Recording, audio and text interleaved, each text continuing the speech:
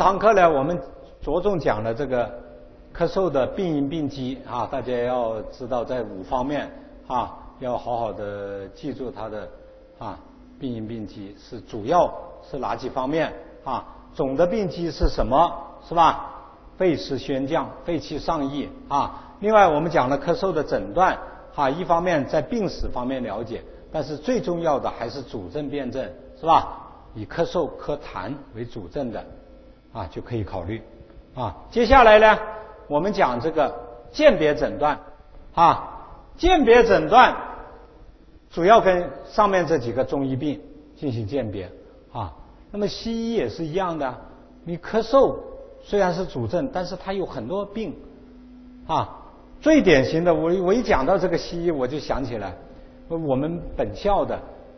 昨天我今天星期几啊？就是星期4我出门诊，他又来找我看了，好久没来找我看啊。这个病人给我感受很深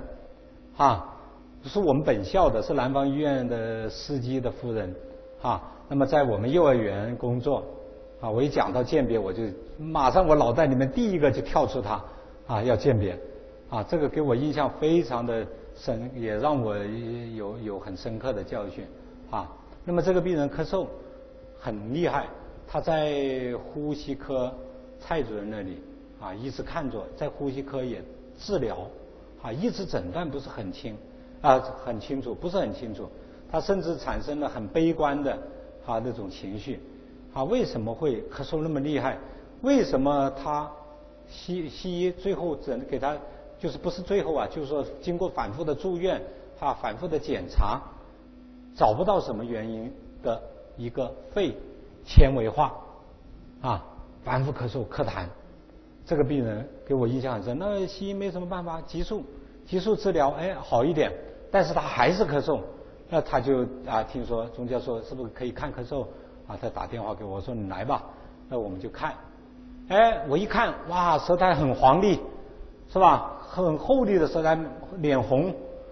啊，大便闭结。那么我们清肺通腑祛痰止咳，这个病人好了很多，他非常高兴啊。他说某某某某幼儿园某某某某人说我这个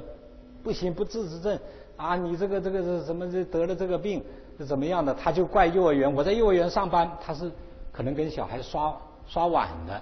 可能厨房的工人吧，他就老怪是洗了那个碗不是有洗洁精啊什么的那个味道刺激他，他就一直在休息。那么后来就一直在蔡主任那里看但是结果不是很清楚给他诊断的是肺纤维化，但实际上肺纤维化是很多病是可以引起的。那么他就结合中医也在我那里看，我说好看的确实是按照辩证好了很多，但是无论如何我记得看了好久了，有1-2个月2-3个月都有了，我忘了多久了，因为这是去年的事，应该是去年前年的事了就是不好，不能好彻底。后来他又去住院，他就做穿刺做肺的穿刺，最后诊断的是什么？是一个系统性的红斑狼疮系统性红斑狼疮的肺纤维化，它没有其他表现。因为我们诊断肺系统性红斑狼疮是按照美国的97年的诊断标准11条，无论如何也套不到它是一个狼疮也可能我看他这个检查没有自身抗体，我也没注意这方面。因为在门诊看病，我昨天还跟研究生说，我在门诊看病99%都是用中医，我极少用西医但是在病房你要追求时间，追求诊断，那没办法，赶紧做这个检查那个检查，西医诊断什么，中医诊断什么这个病人让我感受很深。为什么老搞不好最后居然是一个狼疮？那么狼疮对于我们中医科的病房的医生也好对于我本人也好，那我是搞得很熟的一个病，但是我居然没有想到它是一个狼疮这跟你们是我长期脑袋里面就是只有中医我就在门诊我就开中药所以有时候呢还要加点辨病脑袋里面带个问号，是吧？他现在他说这次找我看，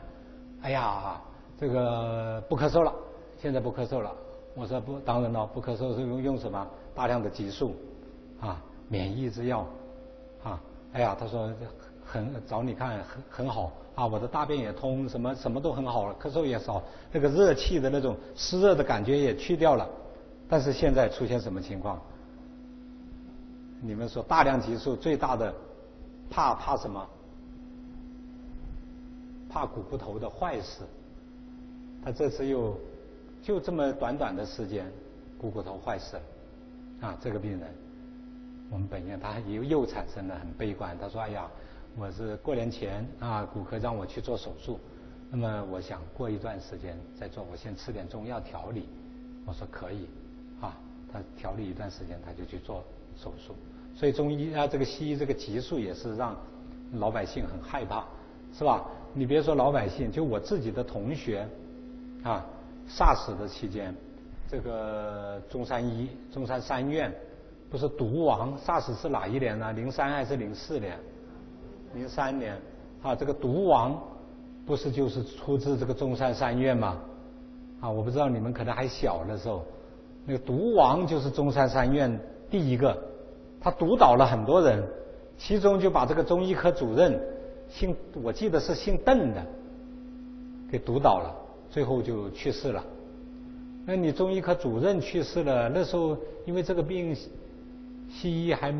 不是说特别的那个大量的激素并不是说效果特别的好，马上就可以抑制大家都认识到还是要结合中医治疗。后来卫生部部长不是因为 SARS 下去了嘛，就是后来是吴仪副总理兼任的这个卫生部部长出来赶紧说，因为我们有很知名的专家当时说这个病中医没有用，是吧？但是后来不论是省中医院还是香港还是其他的省份，逐渐发现这个中药确实很有效能够帮助这个西医能够使它的病死率缓解率更好更快的解决这个问题。最后卫生部就统一发布了这个中医的治疗指南认为中医在这方面疾病是治疗是有效的赶紧肯定这个话又说回来，我这个中山医这个主任不是给毒倒了吗？去世了那么主任